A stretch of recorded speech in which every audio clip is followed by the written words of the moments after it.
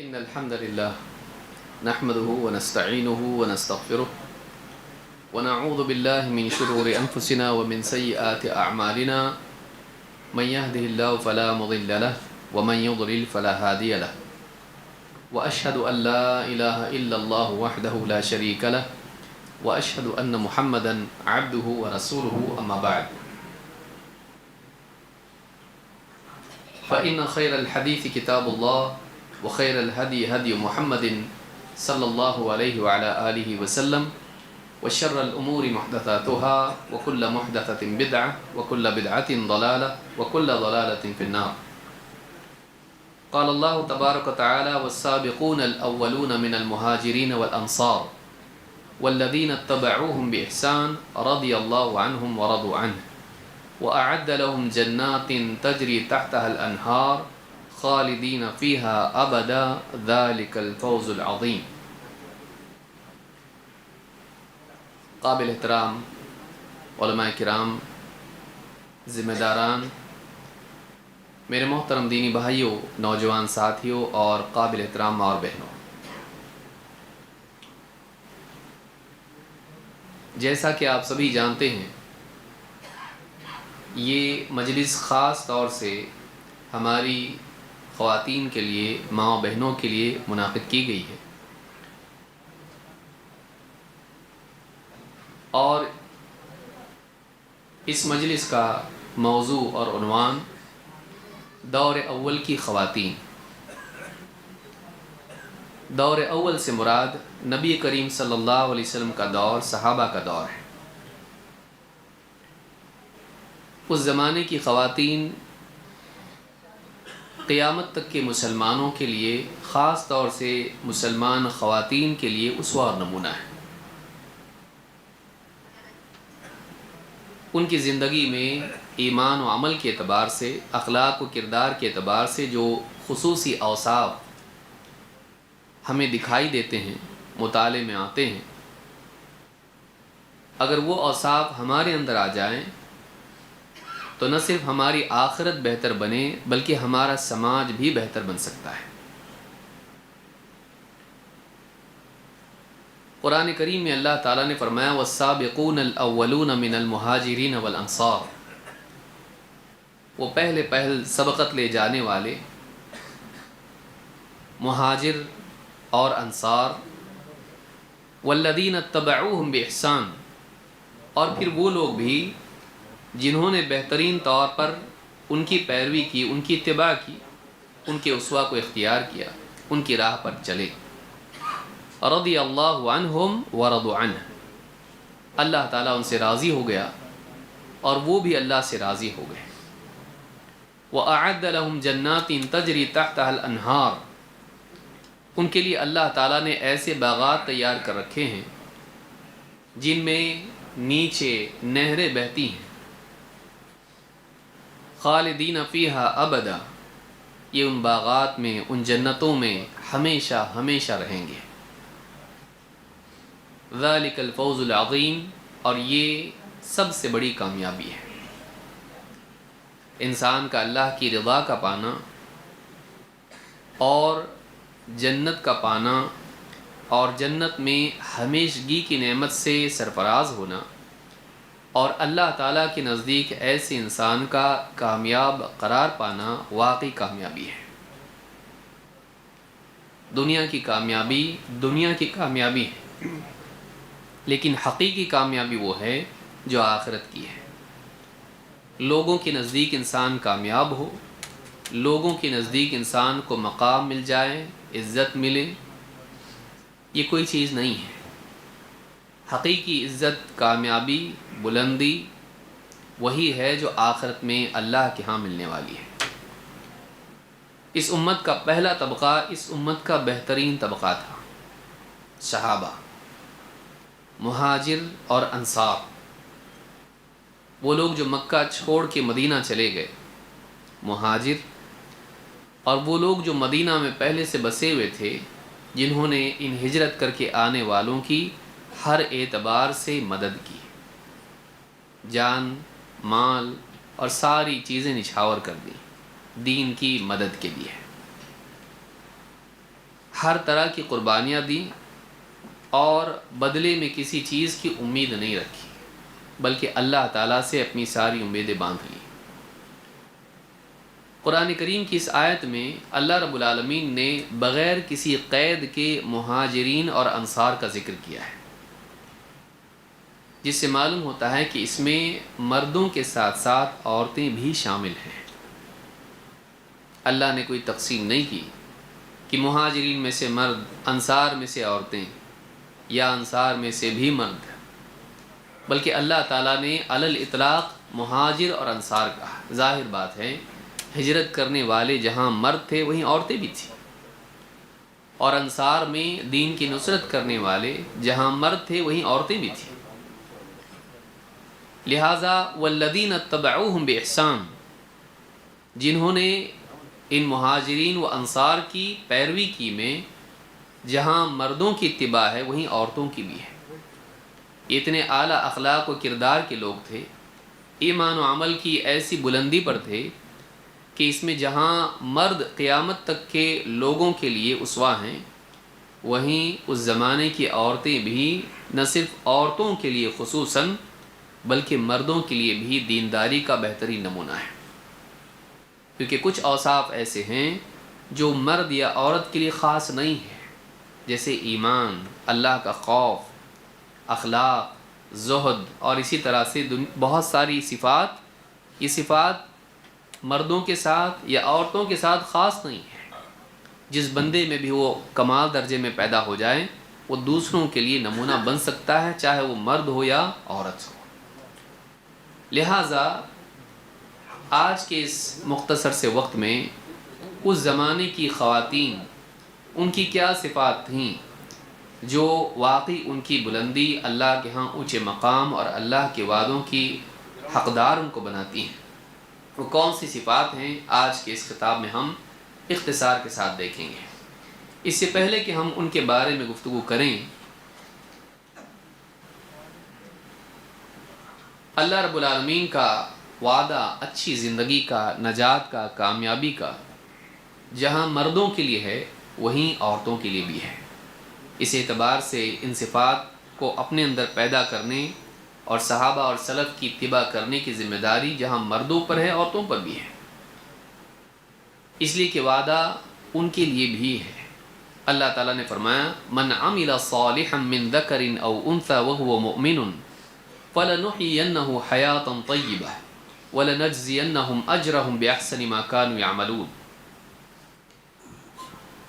جو کوئی نیک عمل کرے، چاہے وہ مرد ہو یا عورت، بشرطے کہ وہ ایمان والا ہو، بشرطے کہ وہ مومن ہو، مرد ہو یا عورت ہو، ایمان اور عمل صالح اس کی زندگی میں ہو، فَلَنُحْيِيَنَّهُ حَيَاةً طَيِّبَةً، تو ایسے لوگوں کو، ایسے شخص کو، چاہے وہ مرد ہو عورت ہو، ہم اس کو حیات طیبہ عطا کریں گے۔ وَلَنَجْزِيَنَّهُمْ أَجْرَهُمْ بِأَحْسَنِ مَا كَانُوا يَعْمَلُونَ، اور ان کے بہترین اعمال کے مطابق ہم ان کو ان کا اجر عطا کریں گے۔ اس آیت سے بات معلوم ہوتی ہے کہ ایمان اور عمل صالح کی بنیاد پر نہ صرف آخرت میں اچھی زندگی ملتی ہے، آخرت میں انعام کا حقدار انسان بنتا ہے، بلکہ دنیا میں بھی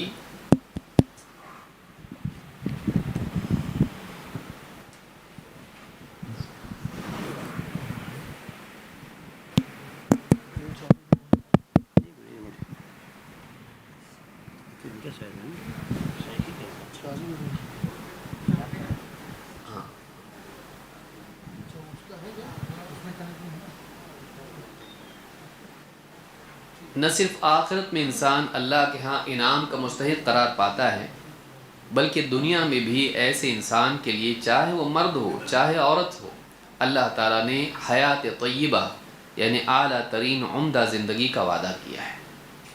تو ایمان و عمل کی بنیاد پر ایک انسان کا عقیدہ اگر صحیح ہو، ایمان قوی ہو، اور اسی کے ساتھ اس کی زندگی میں نیک اعمال آئیں، تو اللہ تعالیٰ ایسے انسان کو دنیا میں حیات طیبہ، عمدہ پاکیزہ زندگی عطا کرتا ہے۔ صحابہ کی زندگی دیکھنے سے محسوس ہوتا ہے۔ حیات طیبہ کا یہ مطلب نہیں کہ انسان دنیا میں مالدار بن جائے گا. حیات طیبہ کا یہ مطلب نہیں کہ انسان پر بیماری اور تکلیف کے حالات نہیں آئیں گے. حیات طیبہ کا تعلق اندر سے ہے، باہر سے نہیں. اللہ تعالیٰ حیات طیبہ دے گا کا مطلب یہ ہے کہ باہر چاہے اس کے کتنے بھی طوفان ہوں، آزمائشیں ہوں، پریشانیاں ہوں، وہ باہر کی پریشانی اس کے اندر کو ہلا نہیں پائے گی. باہر دکھ کے، تکلیف کے، فقر و فاقے کے، تنگی کے حالات ہوں گے، لیکن وہ اس کو ایسا جھنجھوڑیں گے نہیں کہ وہ ٹوٹ جائے. وہ اندر کے سکون کو خراب نہیں کر پائیں گے.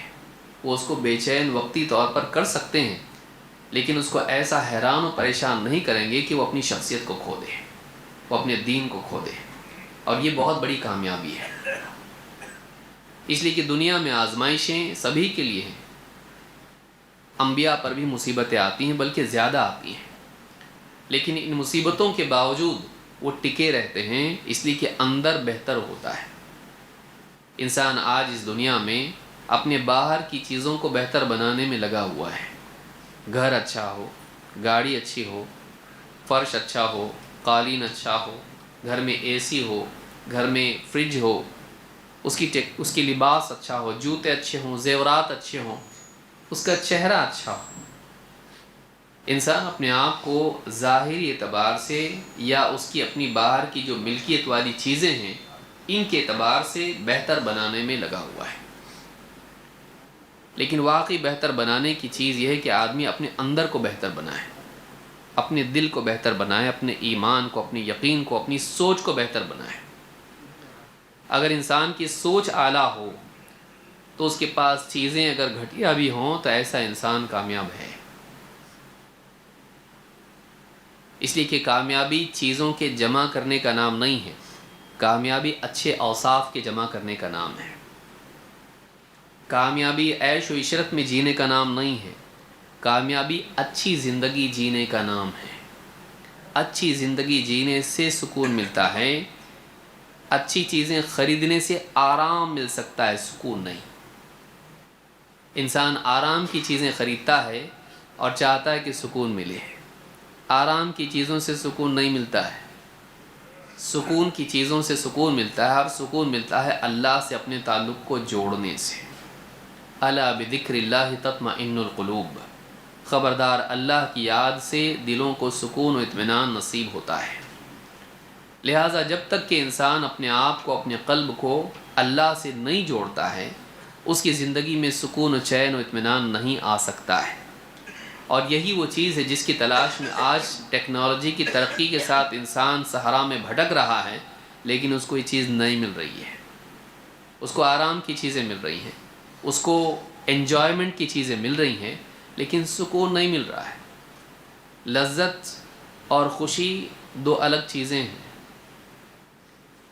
آرام اور سکون دو الگ چیزیں ہیں. ان میں تفریق نہ کر پانا انسان کے لیے بڑی بدقسمتی ہے.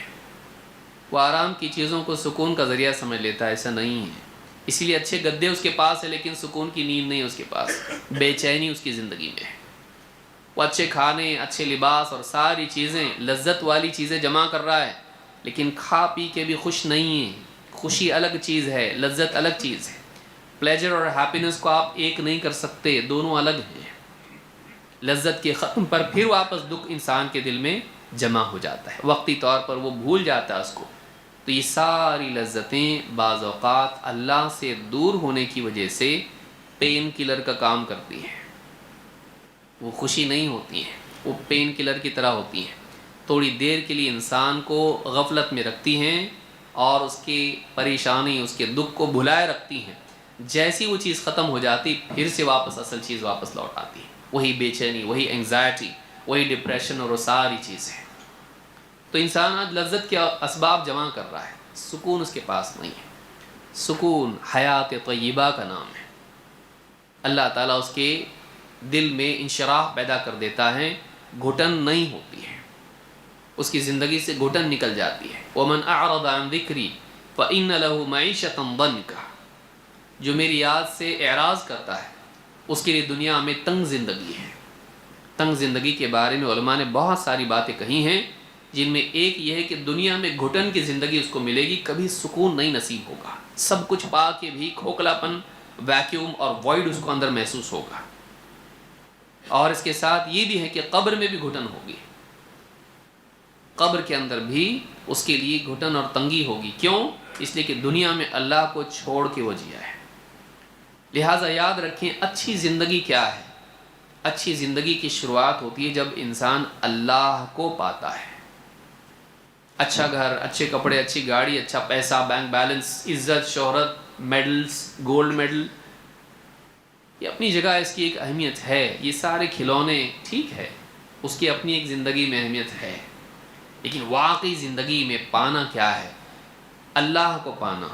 اللہ کو نہیں پا کے سب پایا، کچھ بھی نہیں پایا اس نے۔ لیکن جس نے اللہ کو پایا، چاہے اس نے کچھ نہ پایا ہو، اس نے سب کچھ پا لیا۔ یہ سب سے بڑی چیز ہے جو انسان کو مل سکتی ہے، اور اللہ کو پانا اتنا مشکل نہیں ہے۔ اللہ کو پانے کے لیے اپنے کو کھونا پڑتا ہے، بس اپنی چاہتیں اللہ کی خاطر قربان کر دے، اپنی تمنا کو اللہ کے حکم کے آگے انسان ڈال دے، اپنی مرضی چھوڑ دے، اللہ کی مرضی کو اپنائے۔ رضی اللہ عنہم ورضوا عنہ، اللہ ان سے راضی ہو گیا، وہ ان سے راضی ہو گیا۔ یا ایتھا النفس المطمئنہ ارجعی الی ربک راضیۃ مرضیہ، اے اطمینان والی روح، دیکھیے اطمینان اس کو نصیب ہوا، کیوں؟ اللہ سے راضی ہوا، اللہ کے فیصلوں پر راضی ہے۔ ارجعی الی ربک، واپس لوٹ، چل پلٹ اپنے رب کی طرف۔ اس نے رب بنایا اللہ کو، اپنے نفس کو نہیں، شیطان کو نہیں، خواہشات کو نہیں، اپنے کریئر کو نہیں، سماج کو نہیں، اپنے من گھڑت اصولوں کو نہیں۔ اس نے رب بنایا تھا اللہ کو، وہ اللہ کے آگے جھکنے والا تھا، وہ اللہ کے آگے جھکنے والی تھی۔ ارجعی الی ربک راضیۃ مرضیہ، ایسے حال میں کہ تو اللہ سے راضی اور اللہ تجھ سے راضی۔ معلوم ہے کہ اللہ کی رضا پانے کے لیے اللہ کے فیصلوں پر راضی ہونا پڑتا ہے۔ رضیت باللہ ربا وبالاسلام دینا وبمحمد نبیہ، میں راضی ہو گیا اس بات پر کہ اللہ میرا رب ہے، اسلام میرا دین ہے، محمد صلی اللہ علیہ وسلم میرے نبی ہیں، اللہ کی طرف سے بھیجے گئے نبی ہیں، اللہ کے رسول نبی، کہ میرے لیے میری چاہتے میری مرضی نہیں، اللہ کا حکم، میرا مالک اللہ ہے، میں خود منمانی کرنے والوں میں سے نہیں ہوں، میں اپنا مالک ہوں نہیں، میرا مالک ہے اللہ۔ ماض فی حکمک عدل فی قضاؤک، میری زندگی میں اللہ تیرا حکم چلتا ہے، اور میرے بارے میں جو بھی تیرے فیصلے ہیں وہ عدل پر مبنی ہیں، چاہے تکلیف تو ڈالے، ظالم نہیں ہے تو، راضی ہو جائے، اچھے برے حالات جیسے بھی آئیں راضی ہو جائے، اللہ کو اپنا رب مانے، اللہ کے فیصلوں پر راضی ہو، چاہے وہ فیصلے شرعی ہوں یا قدری ہوں۔ اللہ نے بیمار ہونے کا حکم دیا، اس کے لیے بیمار کر دیا، اس کو راضی، شکایت نہیں۔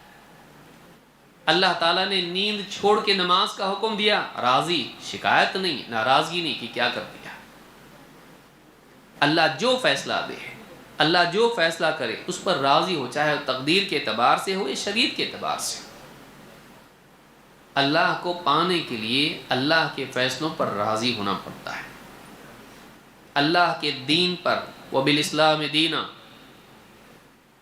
میرے اپنے بنائے ہوئے فلسفے نہیں، بلکہ اللہ کا دیا ہوا دین، اللہ کی دی ہوئی شریعت پہ، چاہے اللہ سود کو حرام کر کے تجارت کو حلال کرے، دونوں ایک جیسا دکھتا ہے، منافع بھی ویسی لگتا ہے اور سود بھی ویسی لگتا ہے، لیکن عقل کے خلاف بظاہر عقل دکھائی دیتی ہے کہ دونوں صحیح ہیں، دونوں ایک جیسے ہیں، نہیں۔ وَأَحَلَّ اللَّهُ الْبَيْعَ وَحَرَّمَ الرِّبَا، میرے رب نے ایک کو حلال کیا ہے، دوسرے کو حرام کر دیا، بس ہم راضی ہیں۔ اللہ نے تجارت کو حلال کیا اور سود کو حرام کر دیا، بس ہمارا رب جس چیز کو چاہے حلال کر دے، جس کو چاہے حرام کر دے۔ سال بھر کھانے کو حلال کر دیا، رمضان میں ایام میں دن کی حالت میں منع کر دیا، وہی حلال کھانا جو سحری سے یعنی روزے کی شروعات میں ابتدائی وقت میں جائز تھا، بعد میں منع، سحری کا ختم ہو گیا، کھانا حرام۔ پھر وہی کھانا افطار کا وقت ہو گیا، حلال، ایک ہی چیز ایک وقت میں حلال ایک وقت میں حرام. اللہ جب چاہے حلال کر دے، جب چاہے حرام. راضی، اللہ سے راضی، اللہ سے کوئی شکایت نہیں. یہ جو چیز ہے یہ انسان کو کامیاب کرتی ہے. تو دنیا کی چیزیں پانا دنیوی اعتبار سے کامیابی ہے. یہاں عزت ملتی ہے، مقام ملتا ہے، یہاں کام آسانی سے بنتے ہیں.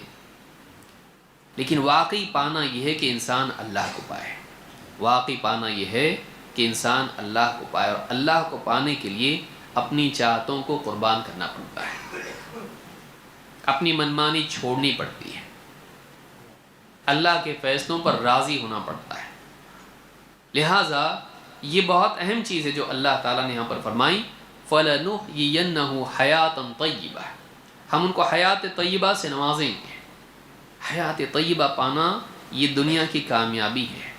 لیکن حیات طیبہ پانا کا مطلب یہ نہیں کہ دنیا کی چیزیں مل جائیں، یہ اصل نہیں ہے. اندر کا سکون انسان کو ملے. الرضا بالقضاء دنیا کی جنت ہے. کہ پھر حالات کیسے بھی آئیں، انسان کا کور جس کو آپ کہتے ہیں، اس کی ریڑھ کی ہڈی صحیح ہو، اس کا مرکزی محور وہ کبھی ہلے نہیں، وہ صحیح چلتے رہے، صحیح گھومتا رہے، وہ ایکسس اس کا خراب نہیں ہو، وہ مضبوطی کے ساتھ اپنی جگہ قائم رہے، اس کا اطمینان ختم نہیں. یہ ساری چیزوں میں بہت بڑی چیز ہے. لہٰذا اس زمانے کی عورتیں وہ بھی ہمارے لیے اسوہ اور نمونہ ہے، صرف مرد نہیں، اور صرف عورتوں کے لیے نہیں. عورتوں کے لیے تو عورتیں خصوصی طور پر نمونہ ہیں، لیکن ان کی زندگی دیکھنے کے بعد محسوس ہوتا ہے کہ ہم اس معاملے میں ان اوصاف کے اعتبار سے مرد ہو کر بھی ان سے پیچھے ہیں، وہ عورت ہو کر ہم سے آگے ہیں. اللہ تعالیٰ نے بلا شبہ ان کو چنا تھا اور بہت اونچا مقام دیا. آج کی اس مجلس میں ہم کچھ اوصاف اس زمانے کی خواتین کے دیکھیں گے، اور یہ واقعات آپ نے بارہا سنے ہوں گے، لیکن نفع والی چیز بار بار سننا نفع دیتی ہے، اور علم تازہ ہوتا ہے، اور اس کے ساتھ ساتھ ایمان بھی مزید تازہ ہو جاتا ہے. عطا ابن ابی رباح کہتے ہیں سب سے پہلی چیز کیا ہے اس زمانے کی عورتوں میں؟ دنیا کے مقابلے میں آخرت کو ترجیح دینا. اور انسان کی کامیابی وہاں سے شروع ہوتی ہے، یہیں سے شروع ہوتی ہے کہ وہ دنیا کی زندگی کے مقابلے میں آخرت کو ترجیح دینے والا ہو.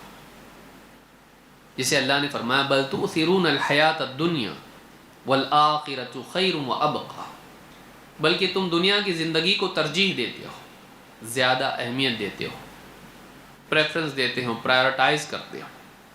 لیکن بات یہ ہے کہ آخرت زیادہ بہتر ہے، زیادہ باقی رہنے والی ہے.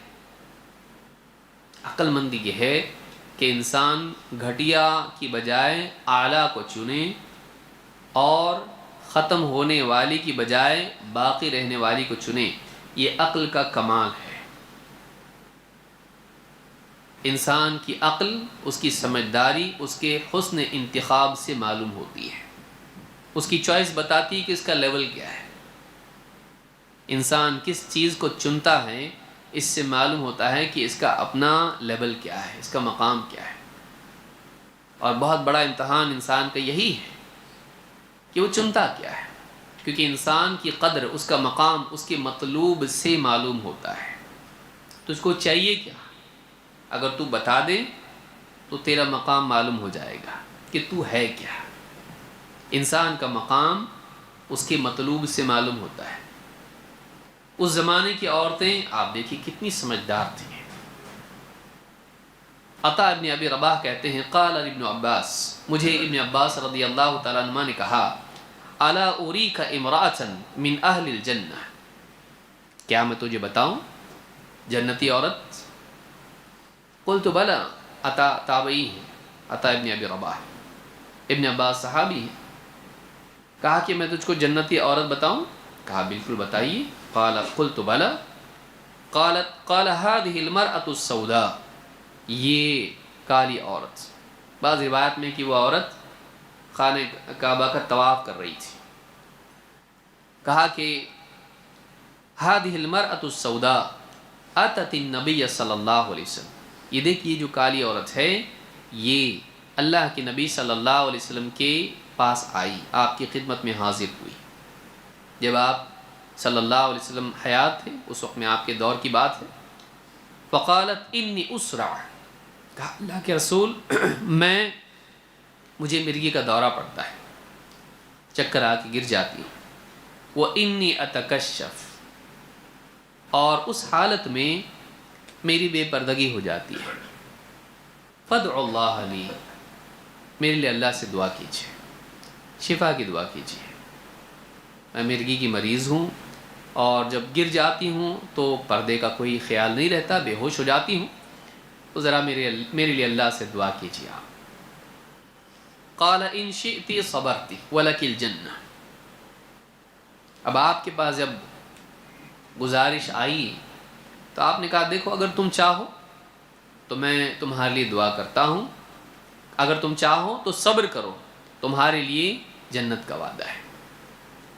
व इन शिअति दअउतुल्लाह अन युआफ़ियक, और अगर तुम चाहो, दूसरा ऑप्शन, मैं तुम्हारे लिए अल्लाह से दुआ करता हूँ कि अल्लाह ताला तुम्हें आफ़ियत अता फ़रमाए, यानी बीमारी से शिफा दे। उस औरत ने सोचा, दो ऑप्शन हैं, आई थी इसलिए कि दुआ कीजिए मुझे शिफा मिल जाए,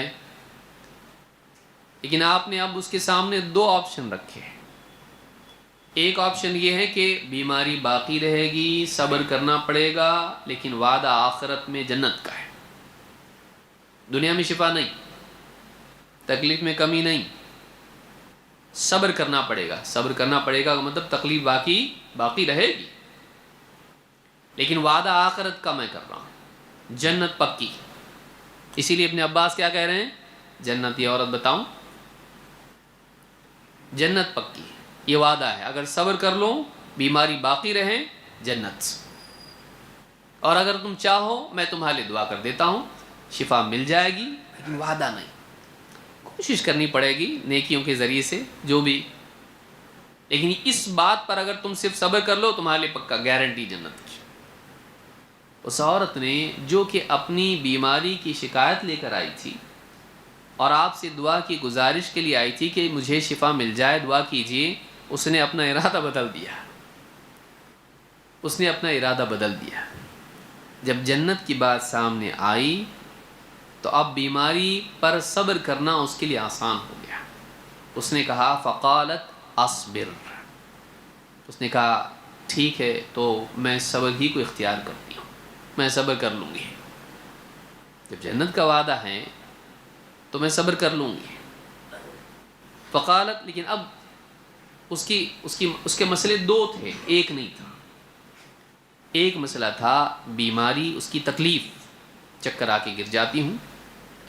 दूसरा मसला था कि जब चक्कर आके गिर जाती हूँ, दौरा पड़ता है, तो बेपर्दगी भी हो जाती है। एक हिस्सा गुजारिश का अपनी ज़ात से मुतालिक था जो तकलीफ़ से जुड़ा हुआ है, लेकिन दूसरा हिस्सा था जो दीन से जुड़ा हुआ है, इफ़्फ़त, पाक दामनी और पर्दे से जुड़ा हुआ है, हया से जुड़ा हुआ है। वो एक हया वाली औरत थी। उसने कहा इन्नी अतकश्शफ, लेकिन अल्लाह के रसूल जब दौरा पड़ता है ना तो मुझे मेरी बेपर्दगी हो जाती है। इन्नी अतकश्शफ फ़दउल्लाह ली अल्ला अतकश्शफ, कम से कम इतनी ही दुआ तो कर दीजिए कि जब मुझे दौरा पड़े, ठीक है शिफा नहीं मिले कोई बात नहीं है, मैं तो सब्र कर लूँगी, जन्नत का वादा है, लेकिन फिर जब बीमारी बाकी रहेगी और मुझे दौरा पड़ेगा तो बेपर्दगी होगी ना उस हालत में, तो कम से कम अल्लाह से इतनी दुआ कर दीजिए कि अगर मुझे दौरा पड़े और मैं कहीं गिर जाऊं तो फिर बेपर्दगी मेरी ना हो। फ़दउल्लाह ली अल्ला अतकश्शफ फ़दआ लहा, तो अल्लाह के नबी सल्लल्लाहु अलैहि वसल्लम ने इतनी दुआ कर दी कि अल्लाह जब इसको इस तरह की हालत पेश आए तो बेपर्दा ना हो जाए। यही वजह है कि इब्ने अब्बास रज़ी अल्लाह ताला अन्हुमा ने कहा कि मैं तुमको जन्नती औरत दिखाऊं, देखो वो औरत जन्नती है, और वो अरब औरत नहीं थी, सैयद घराने की नहीं थी, नबवी ख़ानदान की नहीं थी, حبشی عورت تھی، کالی عورت. آپ دیکھیے وہ بہت خوبصورت عورت بھی نہیں تھی، کالی عورت، لیکن اس کو بھی اس بات کا احساس تھا کہ مجھے بے پردہ نہیں ہونا چاہیے. میں تکلیف برداشت کر سکتی ہوں لیکن بے پردگی کی تکلیف برداشت نہیں کر سکتی. وہ حیا والی عورت تھی. اس حدیث کو امام البخاری اور مسلم دونوں نے روایت کیا ہے. اس واقعے سے کئی باتیں سامنے آتی ہیں کہ اس زمانے، اور یہ صرف ایک عورت کی بات نہیں ہے، عام عورتیں اس زمانے میں ایسی تھیں کہ جب بھی ان کے سامنے انتخاب آتا تھا، دنیا آخرت، وہ آخرت کو چنتی تھی. دنیا کی تکلیف، آخرت کی تکلیف، کس سے بچنا ہے؟ جہنم سے بچنا ہے یا بیماری سے؟ ہم کو جہنم سے بچنا ہے. یہاں کی تکلیف ہم برداشت کر لیں گے. یہ انسان کی عقل مندی کا کمال ہے کہ وہ دنیا کے مقابلے میں آخرت کو چنے. اور انسان کا سمجھدار ہونا اس کے انتخاب سے معلوم ہوتا ہے کہ وہ چنتا کیا ہے. جب اس عورت کے سامنے موقع آیا چننے کا، اس نے دنیا کو نہیں چنا. یہ نہیں کہا دعا کر دیجئے، میں نماز روزہ تو ویسے بھی پڑھتی ہوں اور دعائیں کر لوں گی، استغفار کر لوں گی، جو بھی کرنا ہے نیکیاں صدقہ خیرات کروں گی، جنت میں چلی جاؤں گی، لیکن یہ مصیبت نہیں چاہیے. لیکن سوچا اس عورت نے کہ میرا عمل مقبول بھی ہو سکتا ہے، نہیں بھی ہو سکتا ہے. نبی صلی اللہ علیہ وسلم کی دعا یقینی ہے. آپ زبان سے کہہ رہے ہیں تیرے لیے جنت ہے، ایک ہی کام کرنا ہے، صبر کرو. اور جب اللہ کا نبی صراحت کے ساتھ وعدہ کر رہا ہے کہ تمہارے لیے اس صبر کی بنیاد پر جنت ہے، کہ بیماری باقی رہے، صبر کر لو، جنت ملے گی، یہ شارٹ کٹ ہے اور یقینی راستہ ہے کہ نبی اگر ضمانت لے تو پھر اس سے بڑھ کے اور ہمارے لیے امید کی چیز کیا ہو سکتی ہے. اس عورت نے فوراً اس موقع کا فائدہ اٹھایا اور نبی صلی اللہ علیہ وسلم کی پیشکش کو قبول کر لیا. لیکن دنیا کی تکلیف پر راضی رہنا بھی اس نے اختیار کیا. کوئی بات نہیں، ہم لوگ برداشت کر لیں گے. اس سے معلوم ہوتا ہے کہ اس زمانے کی عورتوں میں یہ بات تھی کہ آخرت کے مقابلے میں دنیا کی تکلیف چل جائے گی. آخرت کے مقابلے میں دنیا کی تکلیف ہم برداشت کر لیں گے تاکہ آخرت میں جہنم سے نجات مل جائے، ہم کو جنت مل جائے. نہ صرف خواتین کے لیے بلکہ مردوں کے لیے بھی یہ واقعہ بہت بڑی عبرت اور بہت بڑا سبق ہے. ہمارے لیے اپنے آپ کو جانچنے کا یہ پیمانہ ہے کہ ہم کیا چنتے ہیں. وہ ایک عورت جو حبشی عورت ہے، اس نے دیکھی کتنا انتخاب اچھا کیا. کیا ہم اپنی زندگی میں دنیا کی تکلیفوں سے بچنے کے لیے آخرت کا خطرہ نہیں مول لیتے ہیں؟ کتنے لوگ ہیں جو حرام طریقے سے علاج کرتے ہیں تاکہ شفا مل جائے. اس ڈاکٹر کے پاس گئے، اس ڈاکٹر کے پاس گئے، ٹھیک نہیں ہو رہا ہے، درگاہ پہ چلے گئے، تعویذ گنڈے گلوں میں باندھ لیے، کڑے ناڑے اور نہ جانے دھاگے اور گھر کے اندر کتنی خرافات کر لی. عامل کے نام کے تحت جادوگروں کے پاس بھی چلے گئے. نام اچھا ہونے سے کام اچھا نہیں ہوتا. شرکی اعمال کر لیے اور بعد میں سوچا توبہ کر لیں گے، کم سے کم اس بات سے تو نجات مل جائے گی، اس بیماری سے، اس تکلیف سے نجات مل جائے گی. کبھی اپنے لیے، کبھی اولاد کے لیے آدمی سودا کر لیتا ہے اپنے ایمان کا، اپنی توحید کا، کہ اس مصیبت سے نجات مل جائے. تو عورت نے ایسا نہیں کیا. تکلیف دنیا کی چل جائے گی، آخرت کی نہیں چلے گی. یہ تبھی ممکن ہے جب انسان کی نگاہ میں آخرت کا یقین ہو اور آخرت دنیا کے مقابلے میں زیادہ بڑی ہو. وہ اپنے ایمان کی نگاہ سے دیکھ رہا ہو کہ آخرت یقینی ہے، دنیا ختم ہونے والی ہے، آخرت باقی رہنے والی ہے. دنیا کی تکلیف 4 دن کی چل جائے گی، فقر و فاقہ ہو، بیماری ہو، پریشانیاں ہوں، یہ 4 دن کی تکلیفیں ختم ہو جائے گی. آخرت ہمیشہ باقی رہنے والی ہے. دنیا میں راحت غلط طریقے سے مل جائے لیکن اس کی سزا آخرت میں ملے جہنم کی صورت میں، ہم کو یہ برداشت نہیں ہے. اس زمانے کی عورتوں میں یہ چیز بہت مضبوطی کے ساتھ ان کے دلوں میں تھی اور یہ آخرت کے یقین سے جڑی ہوئی چیز تھی اور نبی صلی اللہ علیہ وسلم کی بات پر یقین سے جڑی ہوئی تھی. آپ نے بول دیا، مان لیا اس عورت نے، تمہارے لیے جنت. کہا ٹھیک، میں صبر کروں گی. یہ نہیں کہا ایک کام کرتی ہوں مجھ کو 2 دن دیجیے، میں اپنے شوہر سے مشورہ کرتی ہوں، مجھے استخارہ کرنے دیجیے۔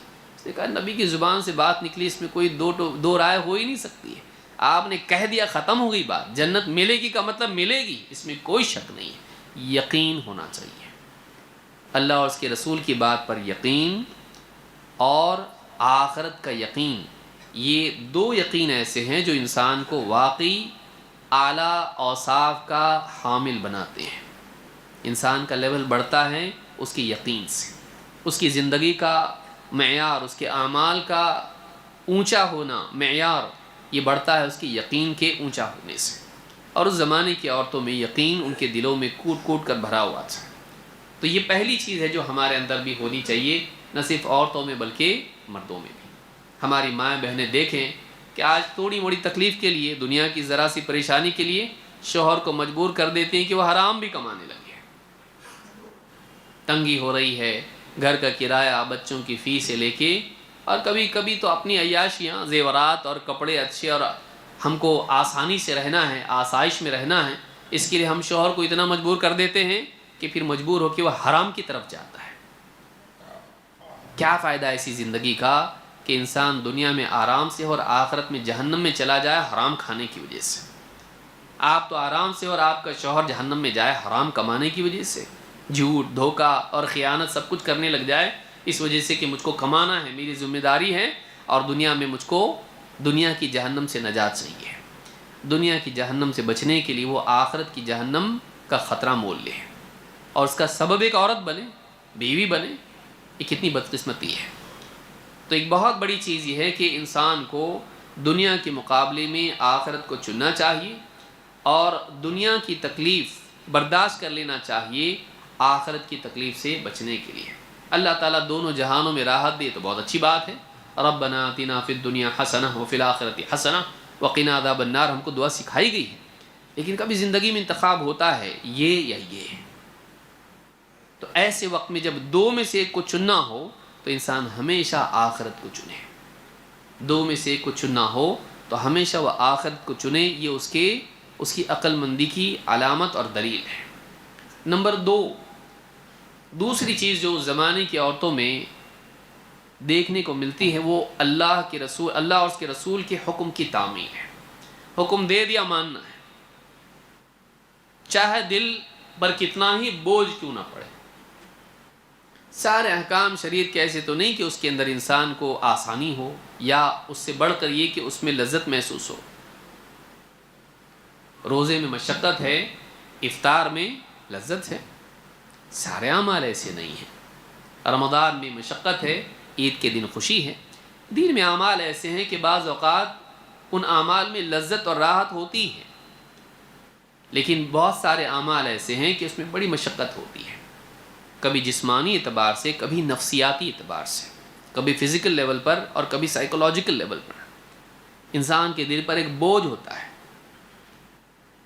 انسان کو چاہیے کہ وہ اللہ اور اس کے رسول کے حکم کو پورا کرنے میں چاہے کسی بھی قسم کی تکلیف آئے، جسمانی، نفسیاتی، معاشی، سماجی، اس کو برداشت کر لے۔ جب تک یہ رزق وہ نہیں لیتا ہے، جب تک یہ مشقت برداشت کرنے کے لیے اپنے آپ کو آمادہ نہیں کرتا ہے، واقعی وہ فرما برداروں میں شمار نہیں ہو سکتا اس کا۔ عام طور سے لوگوں کا حال یہ ہوتا ہے کہ جو اپنے دل کو بھائے اس میں فرما برداری کرتا ہے، جس میں راحت ہو، مزہ ہو، اس کے اندر کامیابی ہو، ترقی دکھائی دیتی ہو، شریعت کے احکام اس کی زندگی میں ہوتے ہیں۔ لیکن جہاں اس کا نقصان دکھائی دیتا ہو، جہاں اس کو ذلت کے راستے دکھائی دیتے ہوں، جہاں نفس پر بہت مشقت اس پہ پڑتی ہو، ایسے احکام کو نظر انداز کر دیتا ہے۔ اسی لیے آپ دیکھیں عید کی نماز تو پڑھتے ہیں، لیکن فجر کی نماز اسی دن، عید ہی کے دن فجر کی نماز میں آدمی دکھائی نہیں دیتا ہے، کیونکہ عید کی نماز میں سارے لوگوں سے ملنا جلنا، وہ انٹرٹینمنٹ بھی اس کے لیے ہو جاتا ہے، ایک سوشل گیدرنگ ہو جاتی ہے اس کے لیے۔ فجر میں ایسی کوئی گیدرنگ نہیں ہوتی ہے۔ تو انسان دین کے نام پر بھی بعض اوقات ایسی چیزوں کو اپناتا ہے جس میں لذت کا پہلو ہوتا ہے، لیکن جو اعمال مشقت والے ہوتے ہیں ان کو چھوڑ دیتا ہے، یہ ٹھیک نہیں ہے۔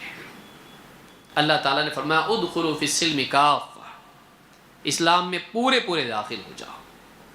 یعنی کہ آدمی ایک پاؤں باہر ایک پاؤں دروازے کے اندر رکھے، کچھ مانے کچھ نہیں مانے، بلکہ پورا پورا دین میں داخل ہو جائے اور اس کی پوری زندگی میں دین داخل ہو جائے۔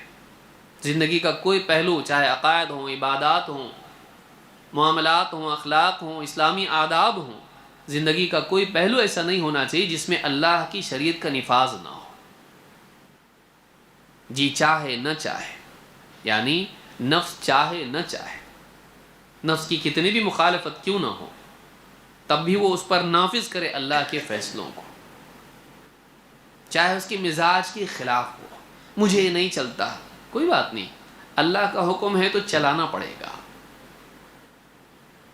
ایسی کتنی ساری چیزیں ہیں جو انسان کے مزاج کے خلاف ہوتی ہیں، آدمی اپنے مزاج کو قانون بنا لیتا ہے، اپنا پرنسپل بنا لیتا ہے، اور اس مزاج کی وجہ سے اللہ کے، اس کے رسول صلی اللہ علیہ وسلم کے حکموں کو توڑتا ہے۔ واقعی مسلمان وہ ہے جو اپنے مزاج کو تابع کریں کتاب و سنت کے، اللہ اور اس کے رسول کے حکم کے، یہ مسلمان ہے۔ میرا مزاج کوئی چیز نہیں، میرے مزاج کو اس کے تابع کرنا پڑے گا۔ اس زمانے کی عورتوں میں چیز تھی۔ آئیے اس کی ایک مثال دیکھتے ہیں۔ مغیرہ ابن شعبہ کہتے ہیں، اتیت النبی صلی اللہ علیہ وسلم، میں اللہ کے نبی صلی اللہ علیہ وسلم کے پاس آیا، فذکرت له امرأۃ اخطبها، تو میں نے ایک خاتون کا ذکر آپ کے سامنے کیا جس سے میرا رشتہ چل رہا تھا، نکاح کا معاملہ تھا، ہونے والا تھا، بات اس کے سامنے پیش کرنی تھی۔ فقال اذهب فانظر الیها فانه اجدر ان یؤدم بینکما، آپ نے کہا ایک کام کرو، جاؤ اور اسے دیکھ بھی لو، جس سے نکاح ہونے کی بات ہو رہی ہے اس کو دیکھو، اس لیے کہ یہ دیکھنا تمہارے دونوں کے درمیان نکاح والی زندگی میں محبت کا سبب بنے گا، اس سے تمہاری آپس کی قربت میں پختگی آئے گی۔ کہتے ہیں فَأَتَيْتُ امْرَأَةً مِّنَ الْأَنصَارِ فَخَطَبْتُهَا إِلَىٰ أَبَوَيْهَا، کہتے ہیں ایک انصاری خاتون اس کے گھر گیا جس سے نکاح کا پیغام دینا تھا، اور اس کے ماں باپ سے میں نے بات چیت کی اور نکاح کا پیغام دیا۔ وَأَخْبَرْتُهُمَا بِقَوْلِ النَّبِيِّ صلی اللہ علیہ وسلم، اور ان کو بتایا کہ اللہ کے نبی صلی اللہ علیہ وسلم نے یہ کہا کہ دیکھ بھی لو۔ فَكَأَنَّهُمَا كَرِهَا ذَلِكَ، ماں باپ کو یہ چیز، ماں باپ پر بڑی بھاری گزری، وہ بہت ہی غیرت مند لوگ تھے۔ ہماری بچی کو کوئی پرایا شخص دیکھے، ان کے مزاج میں چیز نہیں تھی۔ غور کریں آج کے دور میں بدقسمتی سے خود مائیں اپنی بچیوں کو بے پردگی کے ساتھ دوسروں کے ولیموں میں لے جاتی ہیں تاکہ اس کو دیکھیں اور اس کو رشتہ آئے۔ گھر میں بیٹھی ہوئی بچی ہے، ماں باپ کے مزاج میں پردہ ہے، ان پر یہ چیز بہت بھاری گزری کیونکہ مزاج میں ان کے تھا ہی نہیں ہے۔ ہماری بچی کو کوئی پرایا آدمی دیکھ نہیں سکتا ہے، جبکہ یہ رشتہ دے ابھی تک وہ اصول بنا نہیں ہے سماج میں۔ تو کہا کہ میں نے بتایا ان کو، اللہ کے نبی صلی اللہ علیہ وسلم بولے کہ دیکھ لو۔ فَكَأَنُّمَا، طبیعت میں نہیں تھا یہ، کہتے ہیں ان پر بہت بوجھ ہوا ہے اس کا کہ میں دیکھوں ان کی بیٹی کو۔ قال فسمع ذلك المرأة وهي في خدرها، وہ جو عورت تھی یا بچی، جو بھی جوان بچی تھی جس سے نکاح کا پیغام میں نے اس کو دیا تھا، تو کہتے ہیں کہ وہ پردے کے پیچھے یہ پوری بات ہماری سن رہی تھی، گھر میں تھی، سامنے آ کے نہیں بیٹھی، بلکہ پردے کے پیچھے وہ تھی گھر کے اندر، اور جب میں نے بات کی اس کے باپ سے تو وہ سن رہی تھی کہ ہاں اللہ کے نبی صلی اللہ علیہ وسلم بولے ہیں کہ دیکھ بھی لو، تو وہ سن رہی تھی۔ فقالت، اب ماں باپ کو تو بہت دشوار گزری بات، لیکن اس خاتون نے پردے کے پار سے بات کی، اور کیا بات کی دیکھیے۔ فقالت ان کان رسول اللہ صلی اللہ علیہ وسلم امرک ان تنظر فانظر والا فانشدک، اگر آپ کو اللہ کے رسول صلی اللہ علیہ وسلم نے اس بات کا حکم دیا ہے کہ آپ مجھے دیکھیں تب تو دیکھیے، ورنہ میں آپ کو اللہ کا خوف دلاتی ہوں، اللہ کا واسطہ دیتی ہوں، مت دیکھنا۔ اگر واقعی اللہ کے رسول صلی اللہ علیہ وسلم کا حکم ہے تب تو ٹھیک، آپ کے حکم کے آگے تو ہم نہیں جا سکتے ہیں۔ لیکن اگر ایسا نہیں ہے تو اللہ کا خوف دلاتی ہوں ایسا ہرگز بھی مت کرنا. کأنہا اعدم ذالک، اور اس کی بات سے ایسا محسوس ہوتا تھا کہ یہ چیز اس کے لیے بہت بڑی تھی کہ کوئی پرایا مرد اس کو دیکھے. فکأنہا اعدم ذالک، یہ چیز اس کے لیے بہت ٹف تھی، بہت بھاری تھی، بہت مشکل تھی، بہت بڑا بوجھ تھی اس پر کہ میں دیکھوں اس کو. لیکن پھر بھی اس نے کیا کہا، اگر اللہ کے نبی صلی اللہ علیہ وسلم کا حکم ہے تب تو دیکھنا، ورنہ نہیں، ورنہ نہیں. کہتے ہیں کہ فنظرت الیہا، اب ان کو اللہ کے نبی صلی اللہ علیہ وسلم نے کہا تھا دیکھ لو، تمہاری آپس کی محبت میں اس سے اضافہ ہوگا، نکاح سے پہلے دیکھ لو، اور یہی ادب ہے. کہتے ہیں کہ فنظرت الیہا، تو بہرحال جب ان لوگوں نے سنا اور راضی ہو گئے، ماں باپ بھی اور وہ بچی بھی راضی ہو گئی. فنظرت الیہا، تو میں نے اس کو دیکھا. فتزوجتھا، اور میں نے اس سے نکاح بھی کیا. فذکر من موافقتھا، اور راوی کہتے ہیں کہ پھر انہوں نے بیان کیا کہ ہماری جوڑی خوب جمی. فذکر من موافقتھا، کہ ان کی اور اس خاتون کی نکاح کی زندگی میں موافقت تھی، کوئی جھگڑا فساد نہیں تھا. تو دیکھنے سے اللہ کے نبی صلی اللہ علیہ وسلم نے جو وعدہ کیا تھا اور جو آپ نے ترغیب دی تھی کہ اس سے محبت بڑھے گی، واقعی اس کا نتیجہ بھی یہی نکلا کہ آپ کی بات انہوں نے بھی مانی، آپ کی بات ماں باپ نے بھی مانی، اور اس خاتون نے بھی مانی. تو نتیجہ یہ ہوا کہ نکاح بھی ہوا اور دونوں کے درمیان موافقت اور محبت باقی رہی. تو یہ نتیجہ تھا رسول اکرم صلی اللہ علیہ وسلم کی بات ماننے کا. لیکن یہاں دیکھنے کی اس واقعے کو امام احمد، ترمذی، ابن ماجہ اور نسائی وغیرہ سبھی نے روایت کیا ہے. اس میں دیکھنے کی چیز یہ ہے کہ اس زمانے کے ماں باپ اور اس زمانے کی بچیاں، خواتین کیسے مزاج کی تھیں. ہم کو کوئی دیکھ نہیں سکتا، وہ پردے والی عورتیں تھیں. اور یہ چیز صرف بطور رسم ان میں نہیں تھی. دیکھیے یہ بھی غور کرنے کی چیز ہے. ماں باپ پر بھی بہت بوجھ تھا یہ، اور اس خاتون پر بھی بہت بوجھ تھا کہ کوئی دیکھے. یعنی یہ ان کی طبیعت میں چیز تھی. یہ نہیں کہ بطور رسم انہوں نے پردہ اختیار کر لیا تھا. بعض اوقات ہوتا ہے نا کہ شوہر کے گھر میں تو ہے پردے سے، کیونکہ شوہر بہت جلاد ہے، لیکن جیسی میکے جاتی ہے گھومنے کے لیے چوپاٹی پہ، بغیر پردے کے گھومے گی. ہاں، کیونکہ یہاں اس کی جیلر کے جیل میں ہے وہ. لیکن جب میکے آئی ہے تو میکے آنے کے بعد کون دیکھتا ہے؟ تو سارے گھر والوں کے ساتھ پکنک پر گئی ہے گارڈن میں، کوئی پردہ نہیں. بعض اوقات ایسا ہوتا ہے. تو پردہ رسم کے طور پر نہیں ہونا چاہیے، پردہ مزاج میں ہونا چاہیے. اگر انسان کے اور ایک عورت کے دل میں حیا ہو تو اس کی زندگی میں پردہ آتا ہے. تو پردہ مزاج کا نام ہے، رسم کا نہیں. تو آپ دیکھیں ماں باپ کو بھی آپ دیکھیں، اس خاتون کو بھی اور اس عورت کو بھی آپ دیکھیں، بالکل بھی اس پر بہت یعنی گراں گزرا. یہ بات بہت سخت تھی ان کے لیے کہ کوئی دیکھے ان کو. یہ مزاج ایک مسلمان عورت کا ہونا چاہیے. اس زمانے میں یہ مزاج ان میں تھا. لیکن اس کے باوجود آپ دیکھیے دوسری چیز جو یہاں سیکھنے کی ہے، طبیعت پر بوجھ ہے، لیکن اللہ کے نبی صلی اللہ علیہ وسلم نے کہا کہ دیکھ لو، تو اپنی طبیعت کے خلاف اس پر راضی ہو گئی. ہاں، اگر اللہ کے نبی صلی اللہ علیہ وسلم بولے ہیں ٹھیک ہے ہم راضی ہیں، اگرچہ طبیعت نہیں قبول کر رہی اس بات کو، لیکن ہماری طبیعت پر بھی نبی صلی اللہ علیہ وسلم کا حکم ہم غالب کریں گے. یہ مزاج اس زمانے کی عورتوں میں تھا. ہم کو کیا پسند ہے، کیا نہیں پسند ہے، ہم کو کیا چلتا نہیں چلتا، ہمارا مزاج ایسا ہے، ہمارے گھر میں ایسا رہا ہے، سب چھوڑ دو. اللہ اور اس کے رسول کا حکم آ گیا، ختم. ہم اس کو لے کے چلیں گے.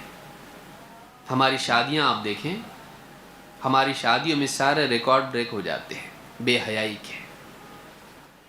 پھر ہم نکاح میں اتنے خوش ہو جاتے سب لوگ، ماں باپ بھائی بہن اور سب سے زیادہ دلہن، اتنے خوش ہو جاتے اور دولہا بھی کہ شریعت کی کسی چیز کا لحاظ نہیں ہوتا ہے.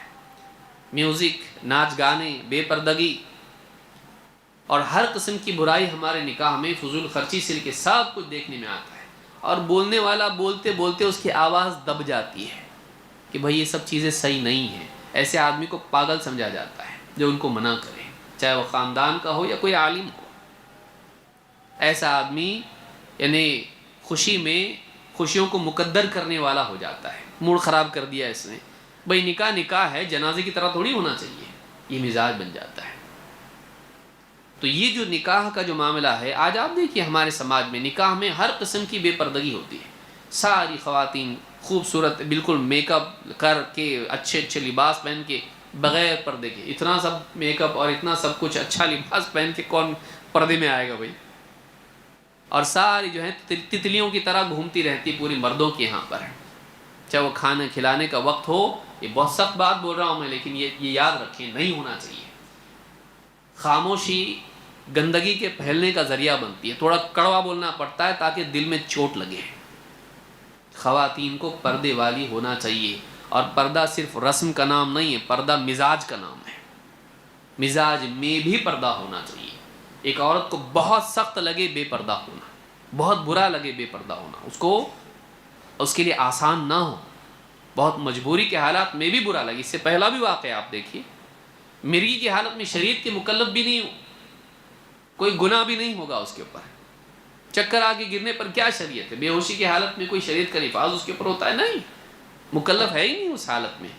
لیکن جس حالت میں میں مکلف نہیں ہوں، اس حالت میں بھی میں نہیں پسند کروں گی کہ اللہ کا حکم ٹوٹے. سوچیں کیا مزاج ہے ان لوگوں کا. ایسی حالت میں جس پر میری کوئی پکڑ نہیں ہے، اس حالت میں بھی میں نہیں چاہوں گی کہ میں لوگوں کے سامنے بے پردہ ہو جاؤں. یہ مزاج ہے، یہ اس زمانے کی عورتوں کا مزاج تھا. اور آگے بڑھتے ہیں. دین میں اس زمانے کی عورتوں میں دین کا علم حاصل کرنے کا شوق تھا. زیورات جمع کرنے کا، اچھے کپڑے جمع کرنے کا، گھر اچھا سجانے کا، کھانے پینے کا، پکنک کرنے کا. ان کے ہاں دین سیکھنے کا مزاج تھا. مردوں کے مقابلے میں وہ چاہتی تھی کہ ہم کو بھی ٹائم ملنا چاہیے، اور نبی صلی اللہ علیہ وسلم سے سوالات پوچھتی تھی. ابو سعید رضی اللہ تعالیٰ کہتے ہیں، جاءت امرأة الى رسول اللہ صلی اللہ علیہ وسلم فقالت یا رسول اللہ ذهب الرجال بحدیثک. فرماتے ہیں کہ ایک عورت اللہ کے رسول صلی اللہ علیہ وسلم کی خدمت میں حاضر ہوئی اور کہا، اللہ کے رسول، مرد سارا وقت آپ کا لے لیتے ہیں، ساری باتیں آپ کی سنتے ہیں. فاجعل لنا من نفسک یوما نأتیک فیہ تعلمنا مما علمک اللہ. آپ اپنے اوقات میں سے ایک دن ہمارے لیے بھی تو مقرر کیجئے کہ ہم آپ کی خدمت میں حاضر ہوں اور آپ ہمیں وہ سکھائیں جو اللہ نے آپ کو سکھایا ہے. آپ وہ علم ہم کو تعلیم دیں جو اللہ نے آپ کو عطا کیا ہے. فقال اجتمعنا فی یوم کذا و کذا فی مکان کذا و کذا. آپ کے سامنے جب ان کی طرف سے یہ گزارش آئی تو آپ نے کہا ٹھیک ہے، تم فلاں فلاں دن فلاں فلاں جگہ جمع ہو جاؤ. ساری عورتیں ایک جگہ جمع ہو. فاجتمعنا، ساری کی ساری عورتیں جیسا آپ نے بتایا تھا اس دن جمع ہوئیں. فأتاہن رسول اللہ صلی اللہ علیہ وسلم وعلمہن مما علمہ اللہ. تو اللہ کے نبی صلی اللہ علیہ وسلم خود چل کر وہاں گئے جہاں عورتیں جمع ہوئی تھیں، اور آپ نے جو علم اللہ نے آپ کو عطا کیا ہے اس میں سے ان کو بھی سکھایا. عورتوں کے لیے الگ سے انتظام آپ نے کیا. عورتوں میں ہی تھا کہ سارا وقت آپ کا مت لے رہے ہیں، آپ کے پاس جو علم ہے سب وہی سنتے ہیں، ہم کو آنے کا موقع اتنا نہیں مل پاتا ہے. آپ کے اطراف سارے مرد جمع ہوتے ہیں، ہم تو نہیں آ سکتے. ویسے جمعہ کا خطبہ سن رہے ہو سب ٹھیک ہے، لیکن آپ کے اتنے اوقات ہیں، سارے اوقات میں مرد ہی آپ کے آس پاس ہوتے ہیں، ساری باتیں آپ کی مرد ہی سنتے ہیں. ہم کو اسپیشل ٹائم چاہیے، ہم کو الگ سے سپریٹ ٹائم چاہیے آپ کا. آپ ہم کو بھی سکھائیے جو علم اللہ نے آپ کو دیا ہے. فزکس کیمسٹری بایولوجی نہیں، جو علم اللہ نے آپ کو دیا ہے. آج بدقسمتی سے ہمارے گھروں کا حال کیا ہے؟ بیٹی پڑھاؤ بیٹی بچاؤ. ماں باپ کی فکر کیا ہے؟ بیٹی کو پڑھاؤ. کیوں بھائی؟ ارے اگر طلاق ہو گیا کبھی تو کمانے کے لیے خود کے پاؤں پہ کھڑی ہونا چاہیے. تو وہ اپنے پاؤں پہ کھڑی ہو، اس کے لیے ہم آج سے اس کی فکر کر رہے ہیں کہ اس کے پاس ڈگری ہو تاکہ کل کو کما سکے. ہم کو پیسے کمانے کی فکر ہے، نیکی کمانے کی. دنیا میں اپنے پاؤں پہ کھڑی ہو اور قیامت کے دن اللہ کے سامنے کھڑی ہو جواب دینے کے لیے اپنی پوری زندگی کا، اس کی معرفت، اس کا علم، اس کی تیاری نہیں۔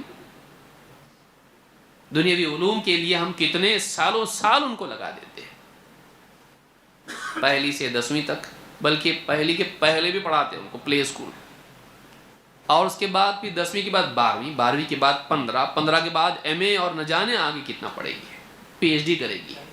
اسلام میں تعلیم کے بارے میں ممانعت نہیں دنیاوی اعتبار سے، جتنا چاہے پڑھے، لیکن دین میں صفر۔ نہ اس کو حیض کے مسائل معلوم ہے، نہ پردے کے مسائل معلوم ہے، نہ بیوی شوہر کے حقوق معلوم ہے، نہ اولاد کی تربیت معلوم ہے، جو واقعی اس کی زندگی کی ضرورت ہے، جو اچھا انسان بننے میں، اچھی مسلمان بننے میں اس کے لیے ضروری ہے، یہ علم اس کے پاس نہیں ہے۔ فزکس کیمسٹری پڑھ کے بچوں کی تربیت کرے گی؟ سوچنے کی چیز۔ دین کے علم سے ہم ان کو محروم رکھتے ہیں۔ اس زمانے میں عورتوں کی فکر کیا تھی؟ ہم کو بزنس سیکھنا ہے، مینجمنٹ میں کوئی کورس کرنا ہے، ہم کو باٹنی میں کوئی کورس کرنا ہے، پیڑ کیسے ہوتے ہیں اور پھول پھل کیسے ہوتے ہیں، نہیں۔ تعلمنا مما علمک اللہ، آپ کو جو علم اللہ نے دیا ہے وہ علم ہم کو بھی چاہیے۔ ایک عورت کے مزاج میں یہ چیز ہونی چاہیے۔ پھر اس کے بعد دنیا کا علم حاصل کرے جتنا چاہے، کون منع کیا ہے، لیکن دین کے علم سے محروم ہونا یہ سب سے بڑی محرومی ہے۔ اصل علم یہ ہے جو کام آتا ہے دنیا میں بھی اور آخرت میں بھی۔ آپ دیکھیں اسکولیں بھری ہوئی ہیں اور ہمارے مکتب خالی۔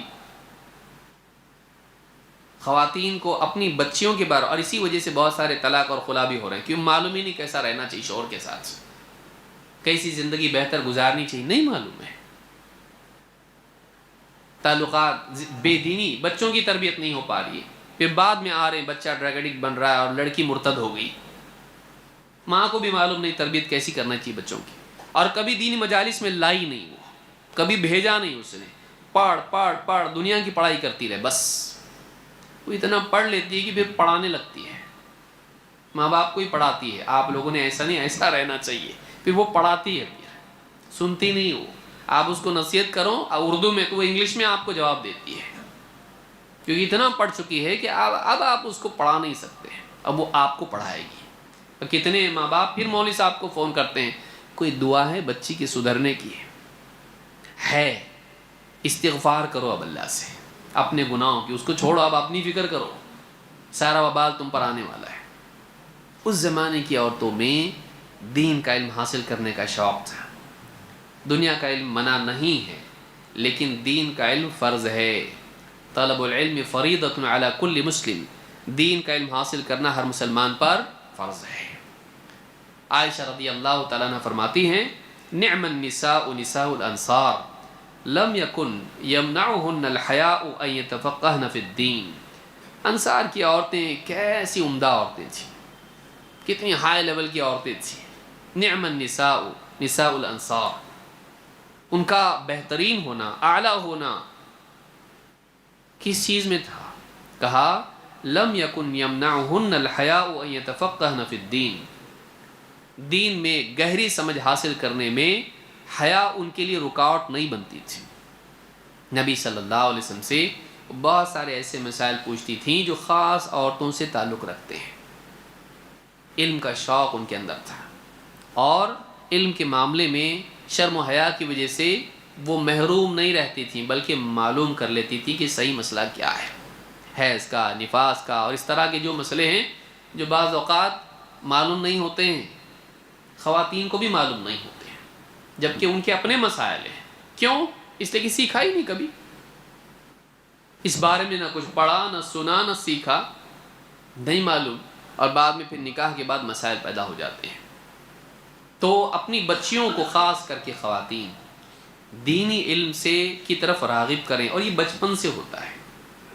آپ سالوں سال ان کو چھوڑے رکھیں اور دنیا دنیا دنیا وہ سنتی رہیں، پھر بعد میں جب آپ کو اس میں بگاڑ دکھائی دینے لگے تب آپ کو سمجھ میں آئے کہ اب اس کو دین چاہیے، اب وہ آپ کے ہاتھ میں ہے نہیں، اب آپ کے ہاتھ میں نہیں ہے، وہ نہیں سنتی ہے۔ پھر شروع سے یاد رکھیے اس کو، شروع سے مزاج بنائیے، اور بعد میں اگر اللہ ہدایت دے دے کسی کو تو اللہ جس کو چاہے ہدایت دے، لیکن بہت مشکل پڑتا ہے۔ مزاج بگڑ جانے کے بعد دین کی طرف آنا بہت مشکل ہوتا ہے۔ اسی طرح سے اس زمانے کی عورتوں میں جو خاص چیز دیکھنے میں ملتی ہے وہ زہد و قناعت ہے، اللہ کی خاطر کم پر راضی ہو جانا، دنیا میں کم پر اپنے آپ کو راضی کر کے سادہ زندگی گزار لینا، اس کو زہد کہتے ہیں۔ قناعت، جتنا اللہ نے دیا اس پر راضی رہنا، ناشکری نہیں کرنا۔ زیادہ کے لیے حرام کی طرف جانے کی بجائے تھوڑے میں گزارا کر لینا اور آخرت سے امیدیں باندھ لینا، دنیا میں دنیا کی عادت نہیں ڈالنا، لگژری کی عادت نہیں ڈالنا۔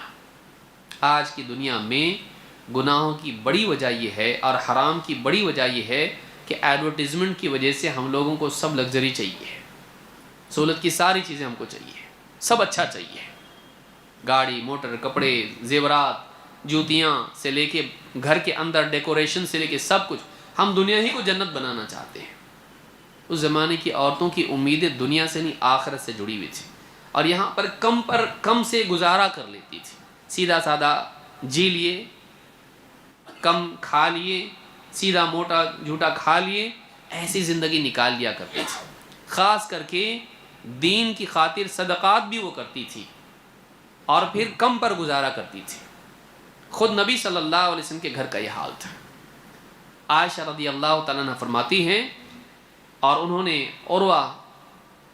عروہ جو ان کے رشتہ دار تھے، بھانجے تھے، ان سے کہا، ابن اختی، اے میری بہن کے بیٹے، اے میری بہن کے بیٹے، انا کننا لننظر الی الہلال، ہم نبی صلی اللہ علیہ وسلم کے زمانے میں ہمارا حال یہ تھا کہ ہم چاند دیکھتے، ہلال، نیا چاند، ثم الہلال ثلاثۃ اہلۃ فی شہرین، 2 مہینوں میں 3 بار ہم ہلال دیکھتے، چاند دکھا، پھر چاند دکھا، پھر چاند دکھا، 3 بار ایسا ہو جاتا۔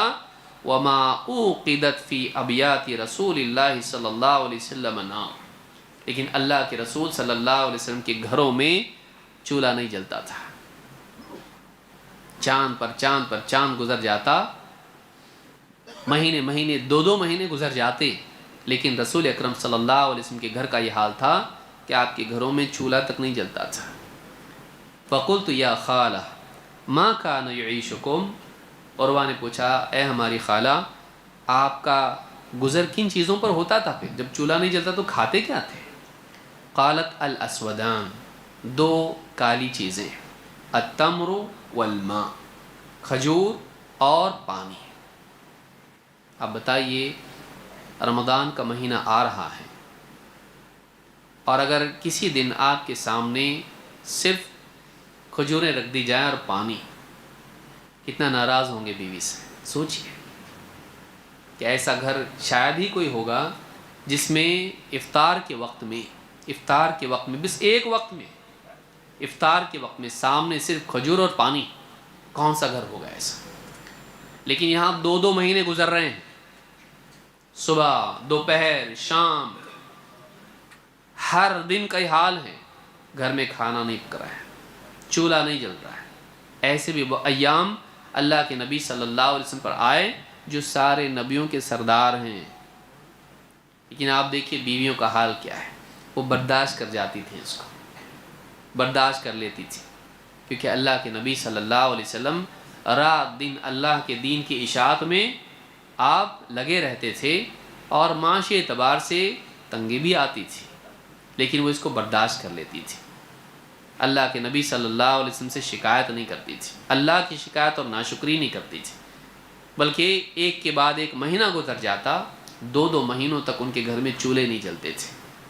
بلکہ عائشہ رضی اللہ تعالیٰ عنہ فرماتی ہیں، اللہ کے نبی صلی اللہ علیہ وسلم یعنی افطار کرتے تو آپ گیلی کھجوروں پر افطار کرتے ہیں، لیکن کبھی ایسا ہوتا کہ آپ کو نہیں ملتی تھی تو آپ سوکھی کھجوریں کھا کے نماز کے لیے چلے جاتے ہیں، لیکن کبھی ایسا ہوتا کہ افطار کے لیے آپ کو بالکل ردی سوکھی کھجوریں بھی میسر نہیں ہوتی، آپ پانی کے چند گھونٹ پی کر مسجد چلے جاتے ہیں۔ یعنی کبھی نبی کریم صلی اللہ علیہ وسلم کی افطار صرف پانی سے بھی ہوتی تھی کہ گھر میں کھجور بھی نہیں ہوتی تھی، آج بتائیے ہم میں سے کون سا گھر ایسا ہے کہ جس میں صرف افطار کے وقت میں پانی ہوتا ہو؟ لیکن ہمارے رسول محمد عربی صلی اللہ علیہ وسلم، آپ کا گھر ایسا تھا، اور امت کی مائیں ازواج مطہرات، ان کے گھروں کا حال یہ تھا۔ ایک دن ایک آدمی آیا، بھوک سے پریشان تھا، کہا میرے لیے کچھ انتظام ہو سکتا ہے؟ اللہ کے نبی صلی اللہ علیہ وسلم نے سب سے پہلے اپنے گھروں کی طرف آدمی بھیجا، کہا جاؤ دیکھو کچھ ہے کہ ہمارے گھروں میں۔ ایک گھر، دوسرا، تیسرا، ساری بیویوں کے گھروں تک وہ جا کے اس نے کہا گھر میں کچھ کھانے کے لیے ہے، ایک مہمان آیا ہوا، نبی صلی اللہ علیہ وسلم بھیجے ہم کو، ہے تو دیجئے۔ ہر گھر سے آواز یہ آئی کہ ہمارے پاس پانی کے سوا کچھ بھی نہیں ہے، کسی ایک گھر میں بھی کھانے کی چیز نہیں ہے۔ پھر آپ نے کہا تم میں سے کوئی ہے جو اس کو اپنا مہمان بنائے، اللہ تعالیٰ اس پر اپنی رحمت نازل کرے۔ دعا دیا آپ نے، پھر وہ صحابی لے کر گئے اور اپنے گھر میں اس مہمان کو کھلایا۔ ان کا حال کیا تھا؟ ان کا حال کیا تھا؟ صحابی گئے گھر پہ، بیوی سے کہا دیکھو مہمان ہے اللہ کے رسول صلی اللہ علیہ وسلم کا، کوئی عام مہمان نہیں ہے، یہ اللہ کے نبی صلی اللہ علیہ وسلم کا مہمان تھا، آپ کی طرف سے ہم کو ملا ہے، یہ ہماری سعادت ہے، خوش قسمتی ہے۔ کوئی چیز گھر میں بچا کے مت رکھنا، جو بھی چیز گھر میں ہو کھانے کی ان کے سامنے لا کے رکھنا۔ بیوی بڑی سعادت مند تھی، ڈانٹا نہیں شوہر کو، کسی کو بھی اٹھا کے لاتے ہیں گھر پہ، کم سے کم گھر پہ دیکھ تو لیتے ہے کہ نہیں، آپ لاتے ہو مینج مجھ کو کرنا پڑتا ہے، نہیں۔ عورت نے کہا کہ دیکھیے آپ کے اور میرے لیے تو ہے نہیں، جو بھی ہے وہ بچوں کا ہے۔ شوہر بھی سعادت مند تھا، شوہر نے کیا کہا، ایک کام کرو، یہ نہیں کہا کہ ہمارے لیے کچھ بھی نہیں، ٹینشن نہیں لیا، وہ لوگ بھوک کے عادی تھے۔ کہا کہ ٹھیک ہے کام کرو، بچوں کو بہلا پسلا کے سلا دینا، مہمان تو لائیں، اس کو بھوکا نہیں لے جا سکتے، واپس لے جا کے چھوڑ کے آئے مسجد میں، ہاں تو جانے تیری بھوک جانے نہیں۔ گھر میں بیوی سے کیا کہا، ایک کام کرو بچوں کو سلا دو، بچوں کو نہیں دینا ہے، ہمارا تو ہے نہیں، بچوں کا کھانا ہے، بچے اپنے ہی ہیں، آج نہیں تو کل کھائیں گے، بھوکا سلا دو ان کو۔ اور رات میں جب ہم کھانے کے لیے بیٹھیں گے تو تم چراغ کو صحیح کرنے کے بہانے اسے بجھا دینا، اور مہمان کھاتا رہے گا اور ہم کھانے جیسا کریں گے اور اس کو معلوم نہیں ہوگا۔ بیوی نے شوہر کی فرما برداری کی، مانی، اور اس نے ویسے ہی کیا، کیونکہ وہ بھی جانتی تھی مہمان کوئی عام نہیں ہے، رسول اکرم صلی اللہ علیہ وسلم کا مہمان ہے، اور شوہر کی بھی فرما بردار تھی وہ۔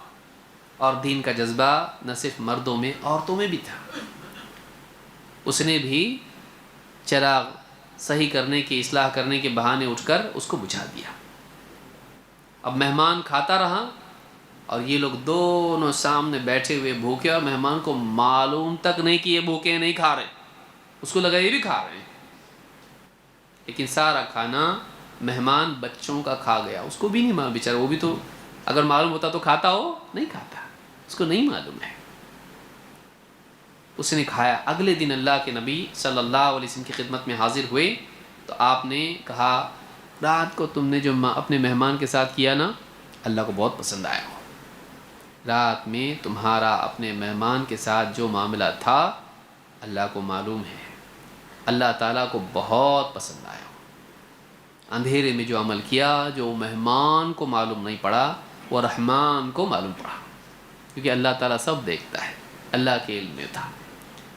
تو سوچئے کہ اس زمانے میں کیسے نیک لوگ تھے، خود بھوکے رہ کے اپنے مہمان کو کھلایا، اور ان کے گھر کا حال کیا تھا، ہمارے لیے نہیں، بیوی کے لیے نہیں، شوہر کے لیے نہیں، بچوں کے لیے۔